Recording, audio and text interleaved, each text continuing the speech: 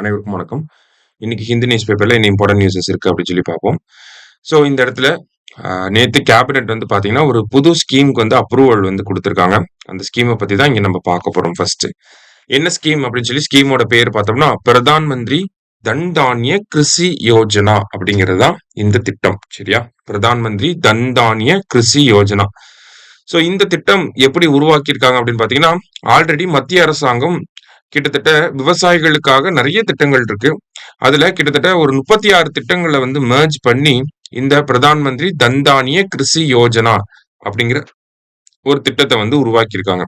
So இந்த திட்டத்துக்காக 24,000 கோடி செலவு பண்ண போறாங்க. 6 வருஷத்துக்கு இந்த திட்டம் நடைமுறையில் இருக்க போகுது. கிட்டத்தட்ட 1.7 கோடி விவசாயிகளுக்கு பலன் அளிக்கக்கூடிய வகையில இந்த திட்டம் இருக்க போகுது. சரியா?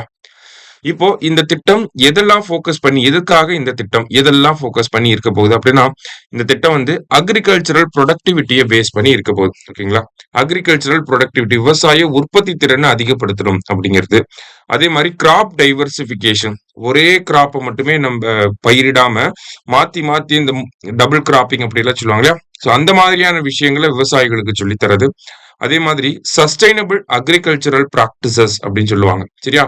அதாவது விவசாய நடைமுறைகள் வந்து ஒரு சஸ்டைனபிளா இருக்கணும் அப்படிங்கிற அந்த மாதிரியான நடைமுறைகளை சொல்லி தர போறாங்க. அதே மாதிரி போஸ்ட் ஹார்வெஸ்ட் லாசஸ் கம்மி பண்றதுக்காக, அறுவடைக்கு பிந்தைய இழப்புகளை கம்மி பண்றதுக்காக ஸ்டோரேஜ் ஃபெசிலிட்டிஸ் அதிகப்படுத்த போறாங்க இந்த திட்டத்துக்கு கீழே. சரியா?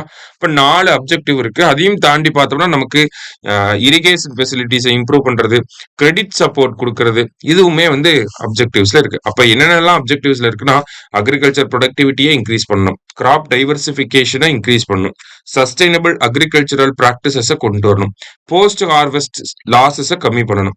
அடுத்ததா பாத்தீங்கன்னா நமக்கு வந்து லாங் டேர்ம் கிரெடிட் வந்து கொடுக்கணும், long term and short term credit வந்து கொடுக்கணும், இரிகேஷன் ஃபெசிலிட்டிஸை இம்ப்ரூவ் பண்ணணும். சரியா?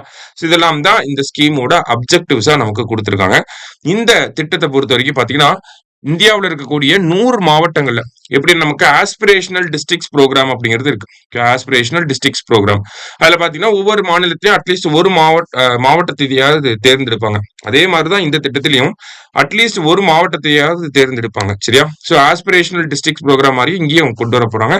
ஸோ 100 டிஸ்ட்ரிக்ட செலக்ட் பண்ண போறாங்க. அந்த 100 டிஸ்ட்ரிக்ட எப்படி செலக்ட் பண்ண போறாங்க அப்படின்னா எங்கெல்லாம் லோ ப்ரொடக்டிவிட்டியா இருக்கு அதை செலக்ட் பண்ண போறாங்க, எங்கெல்லாம் கிராப்பிங் இன்டென்சிட்டி கம்மியா இருக்கு அதை செலக்ட் பண்ண போறாங்க, எங்கெல்லாம் கிரெடிட் டிஸ்பர்ஸ்மெண்ட் அந்த விவசாயிகளுக்கு வழங்கக்கூடிய கிரெடிட் கம்மியா இருக்கோ அதையும் பேஸ் பண்ணி நமக்கு இந்த ஸ்கீமை டிசைன் பண்ணியிருக்காங்க. இப்படிதான் டிஸ்ட்ரிக்ட்ஸை வந்து செலக்ட் பண்ண போறாங்க. சரியா?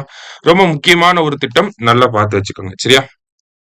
ஸோ முதல் செய்தியில இதுதான் பாக்குறோம். அடுத்ததா பாத்தீங்கன்னா தமிழகத்துல நிமிர்ந்த நெல் அப்படிங்கிற ஒரு இனிஷியேட்டிவை தொடங்கி வச்சிருக்காங்க. யாரு அப்படின்னு சொல்லி பாத்தீங்கன்னா எம்எஸ்எம்இ டிபார்ட்மெண்ட். நிமிர்ந்த நெல் அப்படிங்கிற ஒரு விஷயம் எதுக்காக, என்ன ஒரு விஷயம், இந்த திட்டத்துக்கு கீழே என்ன பண்ண போறாங்க அப்படின்னா நம்மளோட ஹையர் எஜுகேஷன் ஸ்டூடெண்ட்ஸ், கல்லூரி மாணவர்கள் வந்து இருப்பாங்க இல்லையா, அவங்கள வருஷம் 2000 பேரை செலக்ட் பண்ணி அவங்களுக்கு என்ன பண்ண போறாங்க அப்படின்னா ஆண்டர்பிரினர்ஷிப்லயும் இனோவேஷன்லயும் வந்து ட்ரைனிங் கொடுக்க போறாங்க.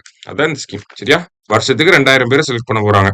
ஹையர் எஜுகேஷன் காலேஜ் படிக்கக்கூடிய ஆட்களை 2000 பேரை செலக்ட் பண்ணி அவங்களுக்கு ஆண்டர்பிரினர்ஷிப் ட்ரைனிங் கொடுக்க போறாங்க, இனோவேஷன் ட்ரைனிங் கொடுக்க போறாங்க. சரியா? சோ இதுதான் நிமிர்ந்த நெல் அப்படிங்கிற இந்த திட்டம்.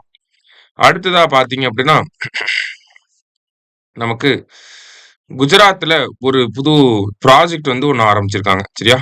Gujarat launches first tribal genome sequencing project அப்படின்னு சொல்லி கொடுத்துருக்காங்க இல்லையா? சோ ஜீனோம் சீக்வன்சிங் அப்படின்னா நம்மளோட டிஎன்ஏல ஜீன்ஸ் இருக்கும். அந்த ஜீன்ஸ் எப்படி இருக்கு அப்படிங்கறத சீக்வன்ஸ் பண்ணுவாங்க. ஓகேவா? சோ அந்த மாதிரியான சீக்வன்சிங் ப்ராஜெக்டை வந்து நமக்கு வந்து ஸ்டார்ட் பண்ண போறாங்க. சோ இந்த ப்ராஜெக்டை பொறுத்த வரைக்கும் பாத்தீங்கன்னா கிட்டத்தட்ட 2000 பேத்தோட என்ன பண்ண போறாங்க, 2000 பேத்தோட ஜீனை தான் வந்து சீக்வன்ஸ் பண்ண போறாங்க. குஜராத்ல பண்ண போறாங்க. இது எதுக்காக இது பயன்படும் அப்படின்னா இந்த ஜெனட்டிக் டிசார்டர்ஸை வந்து ஐடென்டிஃபை பண்றதுக்கு இது யூஸ்ஃபுல்லா இருக்கும். எக்ஸாம்பிளுக்கு சிக்கிள் செல் அனிமியா, தாலசீமியா, இந்த மாதிரியான ஜெனட்டிக் டிசார்டர்ஸை ஐடென்டிஃபை பண்ணி அவங்களுக்கு ஏத்த மாதிரியான ஒரு டயக்னோசிஸ், ஒரு மருத்துவ முறையை வந்து கொண்டு வர்றதுக்காகவும், அவங்களுக்குன்னு ட்ரைபல் கம்யூனிட்டிக்குன்னு அவங்க ஜீனோம் படியே பாக்குறப்ப எவ்வளவு நேச்சுரல் இம்யூனிட்டி இருக்கு அப்படிங்கறத ஐடென்டிஃபை பண்றதுக்காகவும் இந்த திட்டம் வந்து பயனுள்ளதாக இருக்க போகுது. சரியா? அடுத்ததா பாத்தீங்க அப்படின்னா share of clean energy in electricity still below 30% அப்படின்னு சொல்லி கொடுத்துருக்காங்க. அதாவது நம்ம பஞ்சாமிர்த டார்கெட் அப்படின்னு சொல்லி இருக்கு இல்லையா? இந்த பஞ்சாமிர்த டார்கெட்ஸ்ல மொத்தம் 5 டார்கெட் இருக்கும். நெட் ஜீரோ அச்சீவ் பண்ணும் 2070க்குள்ள. அதே மாதிரி முக்கியமான ஒரு டார்கெட் என்ன, மொத்தம் 5 டார்கெட் இருக்கு. அதுல நான் முக்கியமான இந்த நியூஸ்க்கு ரிலேட்டடான டார்கெட்டை சொல்றேன்.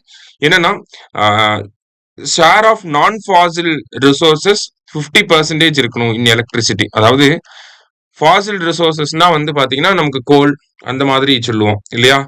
நான் ஃபாசில் ரிசோர்சஸ் அப்படின்னா அதுல renewable energy plus nuclear energy அதையுமே சேர்த்துப்போம். அதுதான் வந்து நான் ஃபாசில் எனர்ஜி கெப்பாசிட்டி அப்படின்னு சொல்லி சொல்லுவாங்க. அது நம்மளோட மொத்த எலக்ட்ரிசிட்டி யூசேஜ்ல 50% என்னதான் இருக்கணும்னா நான் ஃபாசில் கெப்பாசிட்டி தான் இருக்கணும் அப்படின்னு சொல்லி ஒரு டார்கெட்டை நம்ம வச்சிருக்கோம். அந்த டார்கெட்டை 2030க்குள்ள அச்சீவ் பண்ணணும் அப்படிங்கிறது ஒரு அப்ஜெக்டிவ், நம்மளோட அப்ஜெக்டிவ். சரியா?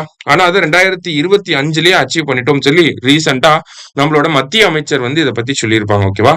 இன்ஸ்டால்டு கெப்பாசிட்டி வந்து 50% தாண்டிருச்சு.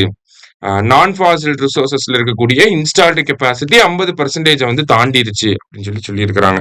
இருந்தாலும் 50% இன்ஸ்டால்டு கெப்பாசிட்டி இருந்தாலும் அதை ஆக்சுவலா யூஸ் பண்ணக்கூடிய யூட்டிலைசேஷன் அப்படிங்கிறது இருக்கு இல்லையா? எவ்வளவு யூஸ் பண்றோம் அப்படின்னு சொல்லி இந்த யூட்டிலைசேஷன் அப்படிங்கிறது 30%ல தான் இருக்கு அப்படிங்கிறத இங்க டேட்டாவோட பிரசன்ட் பண்ணியிருக்காங்க. அவ்வளவுதான். சரியா? ஸோ நான் ஃபாசில் கெப்பாசிட்டியை 50% கொண்டு வரணுங்கிறது பஞ்சாமிர்தத்துல நம்ம சொன்ன டார்கெட் 2030க்குள்ள பண்ணணும். அதை நம்ம இப்பயே பண்ணிட்டோம். இன்ஸ்டால்டு கெப்பாசிட்டி 50% இருக்கு. ஆனா அதை யூட்டிலைஸ் பண்றது அப்படிங்கிறது, அதை பயன்படுத்துறதுன்னு பாத்தீங்கன்னா 30% தான் நம்மளால பயன்படுத்த முடியுது. அதுக்கு நிறைய லாசஸ் வந்து காரணமா இருக்கு. யூட்டிலைசேஷன் ஃபேக்டர் வந்து காரணமா இருக்கு. அப்ப இதுக்காக என்ன பண்ணணும் அப்படின்னா பேட்டரி கெப்பாசிட்டி, ஏன்னா ரெனியூபிள் எனர்ஜினாலே அதை உருவாக்கி அதை பேட்டரியில ஸ்டோர் பண்ணி வைப்பாங்க. தேவைப்படுற நேரத்துல யூஸ் பண்ணிக்கலாம். அப்ப இந்த பேட்டரி கெப்பாசிட்டி, பேட்டரி டெக்னாலஜில நம்ம இன்னும் டெவலப் ஆகணும். அப்படின்னா எல்லாத்தையுமே நம்ம பயன்படுத்திட முடியும் அப்படிங்கறத இங்க கொடுத்துருக்காங்க. சரியா? இன்னைக்கு நியூஸ் பேப்பர்ல இந்த முக்கியமான விஷயங்களை தான் பார்த்திருக்கோம். நன்றி.